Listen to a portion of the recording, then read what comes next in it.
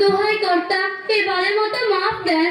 অনেক কষ্টে এই 100 টাকা জোগাড় করেছি, এইটা নিয়ে মামলাটা তুলে নেন। 100 টাকা কি রে? 500 টাকার 1 পয়সা কম দেব না, সে তো আগেই বলেছি।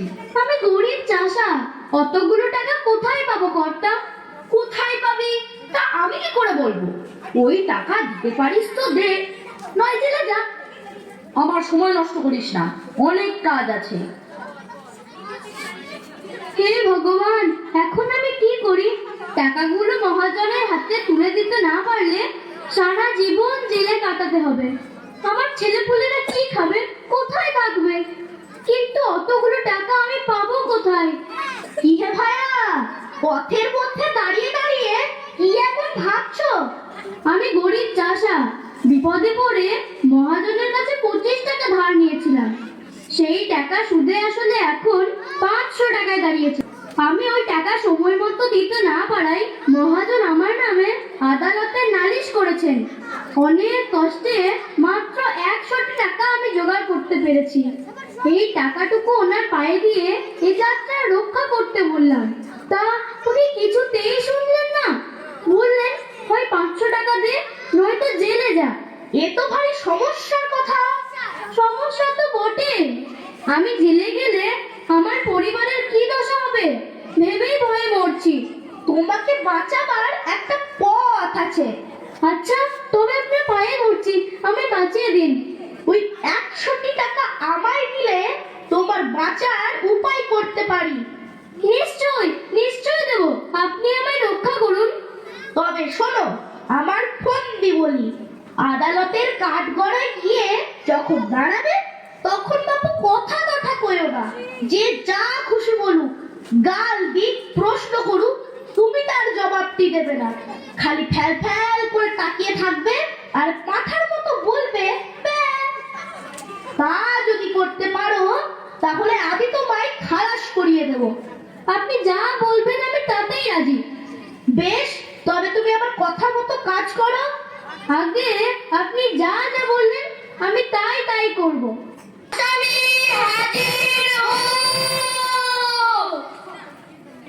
আদালতের কাজকর্ম শুরু হোক।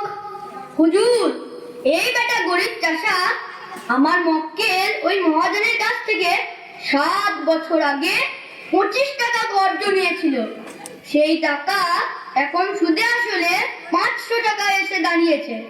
কিন্তু এই চাষা সেই টাকা আমার মক্কেলকে দিতে অস্বীকার করছে। ওকে জেরা করে আমি তা প্রমাণ করতে চাই। দোষী সাব্যস্ত হলে আপনি ওকে ফাটকে দেবেন হুজুর। জিজ্ঞাসাবাদ শুরু করুন। তুমি 7 বছর আগে 25 টাকা কর্জ নিয়েছিলে? খবরদার, বলো নিয়েছিলে কিনা? হুজুর, আসামির বেয়াদবি দেখুন। ফের যদি অমনি করিস তবে আমি তোকে ফাটকে দেব। খবরদার। লোকটা পাগল নাকি? হুজুর, ও কি আজকের পাগল? ও বহুকালের পাগল, জন্মে অবধি পাগল। ওর কি কোনো বুদ্ধি আছে না কাণ্ড জ্ঞান আছে?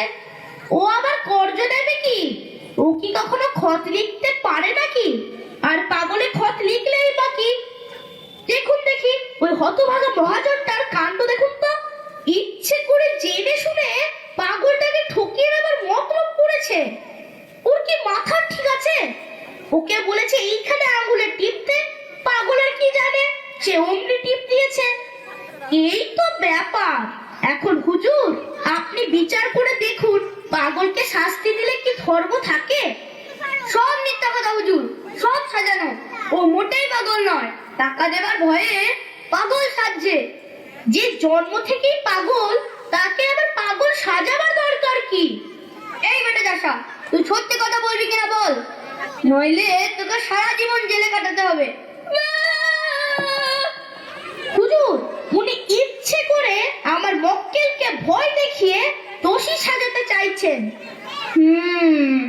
সব দিক বিচার করে মনে হচ্ছে ওই ব্যক্তি সত্যি সত্যি পাগল। মহাজন ছলনা করে চাপ দিয়ে তার কাছ থেকে অর্থ আদায় করতে চায়। অতএব মোকদ্দমা ডিসমিস।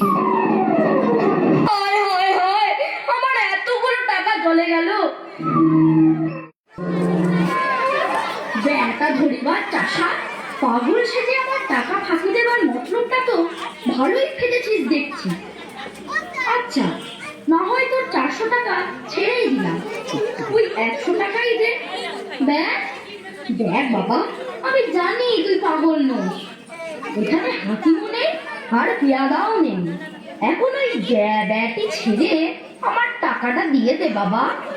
দেখ, আবার শয়তানি। আচ্ছা, মানছি আমার ঘাট হয়েছে, তোর নামে নালিশ করা উচিত হয়নি, কিন্তু ধার নিয়ে তো শোধ দিতে হবে বাবা। তাই বলছি ওই 100 টাকাই দে, ওটা নিয়েই আমি খুশি করে ফিরে যাই। তোমাদের আর আছে? দেখ ভালো হবে না বলছি। শেষ। বেশ, আমিও দেখে নেবো আমার টাকা তুই কেমন করে হজম করিস। সুদে আসলে এর 10 গুণ টাকা আমি আদায় করে ছাড়বো, এই বলে গেলুম।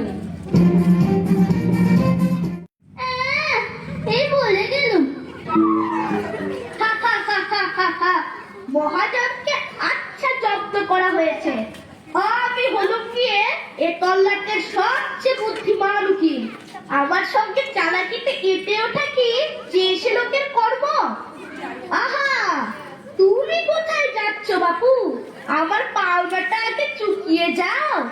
ম্যাম, ওই যে তোমার সঙ্গে 100 টাকা রফা হয়েছিল, তা মোকদ্দমা তো জিতিয়ে দিলাম। এখন আমার পাওনা আমার হাতে দিয়ে তোমার যেখানে যেতে ইচ্ছে হয় যাও। বাপু হে, ওসব চালাকি খাটবে না, টাকাটি এখন বের করো। আরে বোকাচোষা, তুমি আমার কোলে আমাকেই দেখাচ্ছ? দেখো, চালাকি করে আমার কাছে পার পাবে না। হাকিমের কাছে গিয়ে বলে দেবো তুমি সত্যিকারের পাগল নও। ভালো চাও তো আমার পাওনা আমায় বুঝিয়ে দাও। আচ্ছা, না হয় পুরো টাকাটা দিতে হবে না, সিকিভাগ তোমার কাছে রেখে বাকিটা দাও। হতভাগা গোমুখ পাড়া গে ভূত, তোর পেটে পেটে এত শয়তানি কে জানে? আগে যদি জানতাম তাহলে কুটিলা সুন্দর টাকাগুলো আটকে রাখতাম।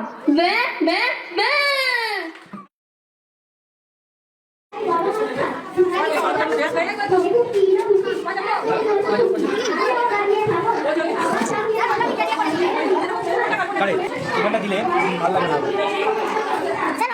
দাঁড়া, আরেকটা করে দিলাম। হ্যাঁ, করো করো।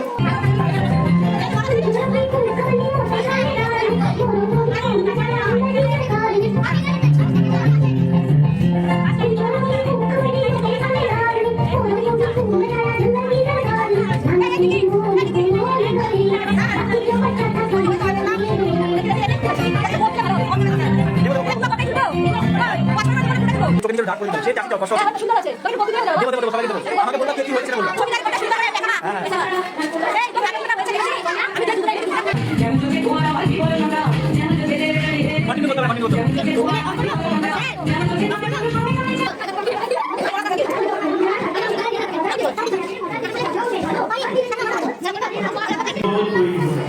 তো এরা সব